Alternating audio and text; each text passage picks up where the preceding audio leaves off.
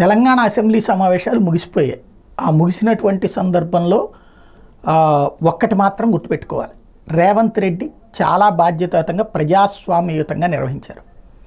అధికార పక్షం మాట్లాడాలి, ప్రకటనలు చేయాలి, దాని మీద ప్రతిపక్షం స్పందించాలి, దానికి సమాధానం చెప్పాలి అధికార పక్షం. ఇది ప్రజాస్వామ్య స్ఫూర్తి.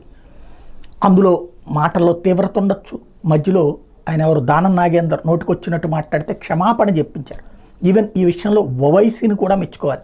అక్బరుద్దీన్ ఓవైసీ కూడా క్షమాపణ చెప్పాలని డిమాండ్ చేశారు. అంతేగాని ఆ దుర్భాషని, ఆ బెదిరింపులని సభావేదికగా చేసిన దాన్ని అంగీకరించలేదు. అంటే ప్రజాస్వామ్యబద్ధంగా తెలంగాణ అసెంబ్లీ నడుస్తుంది, రేవంత్ రెడ్డి దాన్ని నిర్వహించినందుకు అభినందనలు. అదే సందర్భంలో కేసీఆర్ ఈ పని చేయలేకపోవడం అన్నటువంటిది ఆయన వైఫల్యం. మొదట్లో చేశారు, తర్వాత కాలంలో మారింది. రేవంత్ రెడ్డి కూడా మొదట్లో ఇప్పుడు చేస్తున్నారు. ఇదే 5 ఏళ్ళు కూడా కొనసాగించగలిగితే హ్యాట్స్ ఆఫ్.